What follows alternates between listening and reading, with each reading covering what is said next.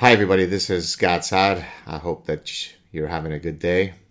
As you all know, all roads lead to bigotry.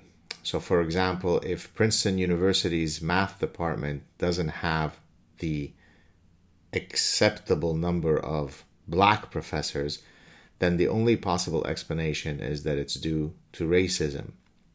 If Ohio State University's mechanical engineering department doesn't have the acceptable number of women professors, then the only possible explanation is that it's due to vile patriarchal misogyny.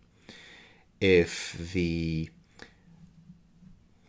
neuroscience department at University of Miami doesn't have the requisite number of transgendered professors, then the only possible explanation is that University of Miami, at least certainly that department, is engaging in vile transphobia. Because remember, it's all about equality of outcomes, not equality of opportunities. One of the very dangerous idea pathogens that I discuss in this book right here, The Parasitic Mind, How Infectious Ideas Are Killing Common Sense, which you should be pre-ordering now if you haven't done so already. In any case, I wanted to continue along that theme. Some of you may know that I've remarked in the past that of the 25 all-time leading rushers of the NFL, 24 are black and only one, John Riggins, of the Washington football team. Remember, we no longer call them that other name, the racist name. There's only one guy who's white. 24 out of 25. That doesn't strike me as very inclusive. Doesn't strike me as very diverse. It doesn't strike me as adhering to the ethos of equity. And so the only possible explanation is that when it comes to NFL rushers, the NFL is engaging in white-based racism. They are discriminating against whites from being the top rushers. If you look at the FIFA World Cup, Men's World Cup, there are close to 200 countries in the world, but only 8 have won it. Now, you tell me, not once has an Islamic country won it.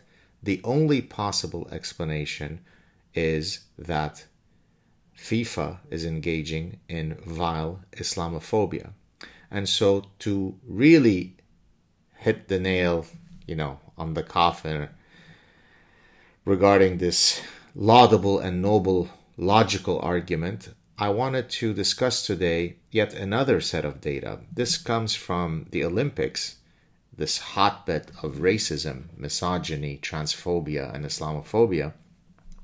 Specifically, I want to look at, I posted this earlier on my social media, I wanted to look at all winners, men winners of table tennis since it became an Olympic sport in 1988. So there's been 8 Olympiads.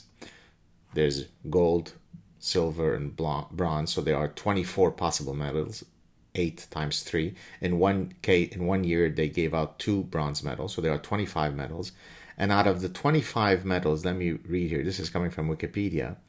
14 are Chinese, 4 are Korean, and 1 is Japanese. So 19 out of the 25 winners are Asian.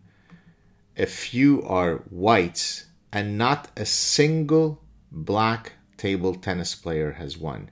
Now you tell me, what other possible explanation could there be other than systemic racism is manifesting itself? In this case, also white supremacy is manifesting itself by not giving enough whites medals and by somehow exhibiting favoritism towards Asians in general and the Chinese in particular. That's the die religion: diversity, inclusion, and equity. Quickly, we gallop. Cheers, everybody.